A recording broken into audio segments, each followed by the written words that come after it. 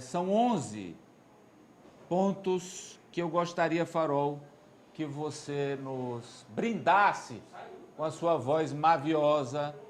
11 pontos em áreas estratégicas do governo que foram detectados aí pela equipe de transição. Deu ruim para o Farol ler, mas eu acho que ele consegue. Vai lá, Farol. Hoje apresentamos ao presidente Lula e compartilho com vocês os 11 pontos que mais nos chamaram a atenção na síntese que os colaboradores e voluntários trouxeram no relatório final da transição. Segue. 1. Educação. Nos últimos 3 anos, o número de crianças que não conseguem ler e ou interpretar textos cresceu de 50% para 70%, o pior resultado em 10 anos. 2.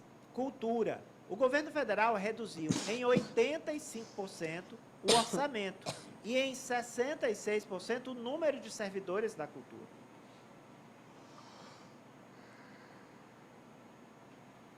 3. Saúde. Com 2,7% da população mundial, o Brasil registrou 11% do total de óbitos por Covid-19 no mundo, resultado que o colocou como o segundo país com maior número de vítimas.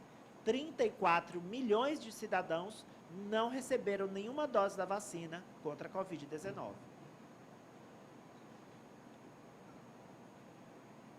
O governo federal inutilizou 3 milhões de doses de vacinas contra a Covid-19 por perda de validade. A aplicação de vacinas contra a poliomielite em crianças até 4 anos caiu de quase 100% em 2015 para 70% em 2022. Desenvolvimento social. A hospitalização de crianças por carência alimentar aumentou em 11%, o pior índice dos últimos 14 anos. Mais da metade da população brasileira, 58,7%, ou 125,2 milhões, vive com algum tipo de insegurança alimentar. Violência contra a mulher. O Brasil bateu recorde no número de episódios de feminicídio, tendo registrado 700 casos em apenas 6 meses de 2022. Agricultura. A Companhia Nacional de Abastecimento, a CONAB, reduziu 95% os estoques de arroz, contribuindo para uma elevação de 19,2% no preço. 7. Meio ambiente. O índice de desmatamento na Amazônia aumentou 59% entre 2019 e 2022. Nos últimos 30 dias, houve um aumento de 1.216% nos focos de incêndio nos estados do Amazonas, do Acre e de Rondônia.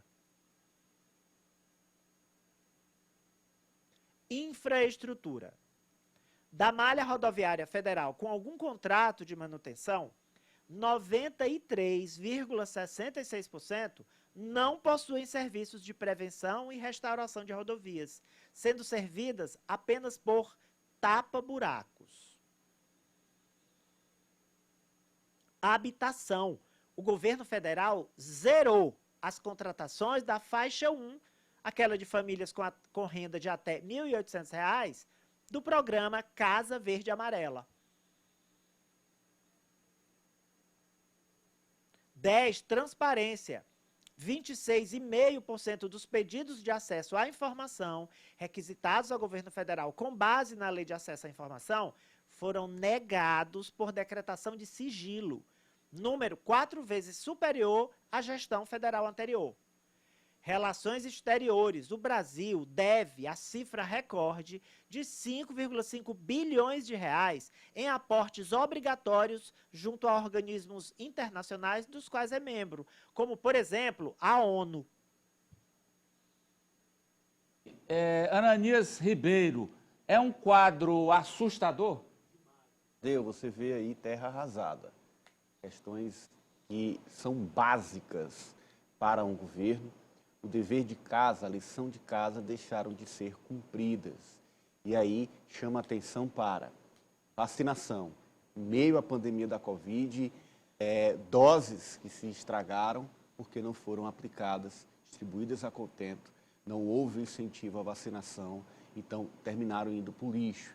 E os números da polio, que volta a assustar, porque o número da vacinação, que estava ali quase 100% das crianças, já caiu para a faixa de 70%. Então, toda essa antivacina que terminou tomando de conta de boa parte do país e que não foi combatida pelo governo, se refletem nesses números da saúde, que são um grave alerta, precisam ser enfrentados de frente pelo próximo governo. Cíntia. O que me chamou mais atenção foi o aumento de crianças com carência alimentar, ou seja, crianças que não estão tendo comida. Crianças, bebês, não estão se alimentando corretamente. E nem talvez as mães estão amamentando, porque elas também não têm carência alimentar. Então, assim, você vê que é uma cadeia de coisas ruins. E, por fim, eu também fiquei muito chocada com essa redução de estoque da Conab, porque isso mexe com toda a estrutura de produção de alimentos para a cesta básica. É por isso que o arroz está mais caro, porque os estoques nacionais, os estoques de governo, que são exatamente para dar o equilíbrio que o mercado precisa, eles são zerados. E isso mostra uma total falta de habilidade do governo para lidar com isso. A melhor expressão realmente que foi encontrada pela equipe de transição, esse legado perverso que Bolsonaro deixa para nós brasileiros. Apoliano, o que mais lhe chamou a atenção? Olha, Amadeu, claro, vacinação, crianças com fome, mas eu chamo a atenção para esse último ponto que foi colocado pelo vice-presidente Geraldo Alckmin, que é a falta de investimentos e a falta de financiamento para pessoas de baixa renda no programa Casa Verde e Amarela. A gente lembra que a construção civil é um dos setores que mais emprega no Brasil por muitos anos, foi responsável pelo desenvolvimento, crescimento e geração de emprego, ressalto isso, e gente que não tem uma casa digna para morar, mora de favor, mora de aluguel e que recorria ao programa Minha Casa Minha Vida para ter o seu primeiro imóvel, ter um imóvel com dignidade.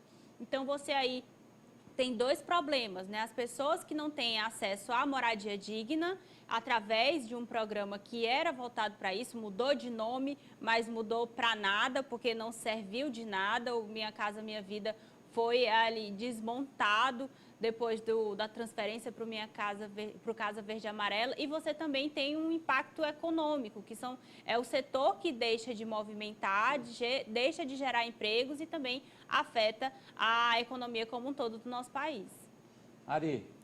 Olha, eu lembrei do sociólogo Herbert de Souza, o Betinho, que dizia que quem tem fome tem pressa. E eu fiquei chocado com o fato de ter aumentado em 11% o número de crianças que foram parar no hospital por conta da fome, da desnutrição. E que mais de 50% dos 213 milhões de brasileiros não tem certeza se vão fazer a próxima refeição. A gente se tornou um país de famélicos. E nós que achávamos que o país estava sem governo de outubro para cá. Por esses dados, que não são dados da cabeça das pessoas que estão na equipe de transição, são pesquisas, são dados científicos, a gente está sem governo há bem mais tempo. Já vamos com 2 da tarde mais 22 minutos, essa é a hora certa lá do Carneiro, na Brasa